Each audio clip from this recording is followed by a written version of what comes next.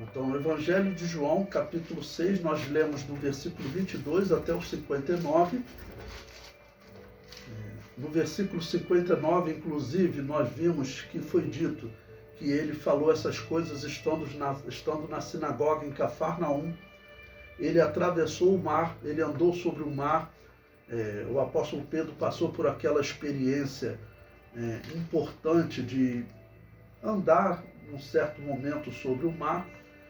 E depois, infelizmente, desfaleceu, mas Jesus o segurou, o trouxe de novo para o barco. Bom, chegaram do outro lado do mar da Galileia, ali na planície de Genezaré, como é chamado, né? Também é chamado de Lago de Genezaré, o mar da Galileia. E ele agora está na sinagoga em Cafarnaum. Tá bom? Ele está pregando. Então, versículo 59, Jesus, nós vimos o sermão de Jesus, que foi um sermão que muitas pessoas interpretaram errado, né? Ele dizendo que eles deveriam comer da carne dele e beber do sangue dele. Isso foi interpretado de maneira errada pelos apóstolos, pelos discípulos. Tá bom? E o que vai acontecer agora? A partir do versículo 60, João capítulo 6, versículo 60, depois que ele fez esse discurso, o resultado é que ele é abandonado por muitos discípulos. Tá bom? Então vamos começar a ler versículo 60. João capítulo 6, versículo 60. Muitos, pois, dos seus discípulos, ouvindo isso, disseram: duro é esse discurso, quem o pode ouvir? Ou seja, tudo está ligado à interpretação errada que eles fizeram do discurso de Jesus na sinagoga. Jesus falou, claro, de forma simbólica.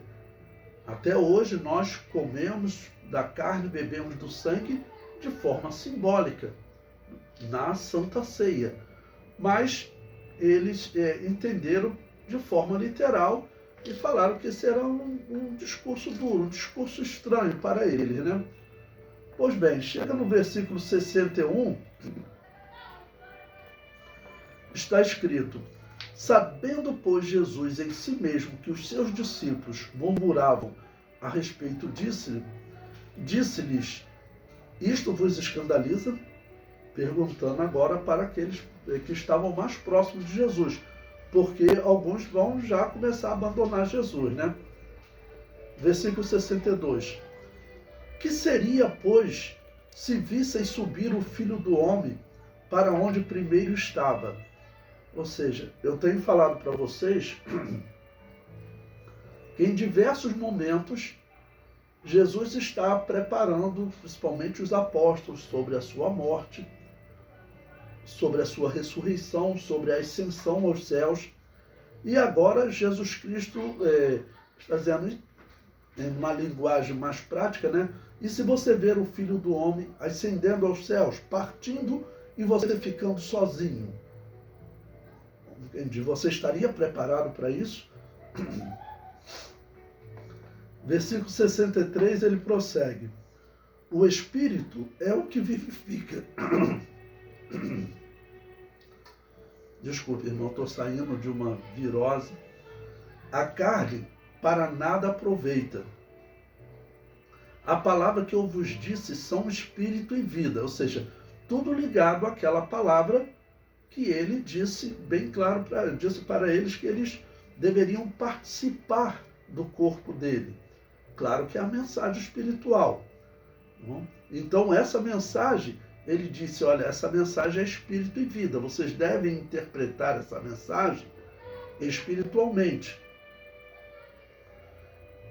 Versículo 64. Mas há alguns de vós que não creem.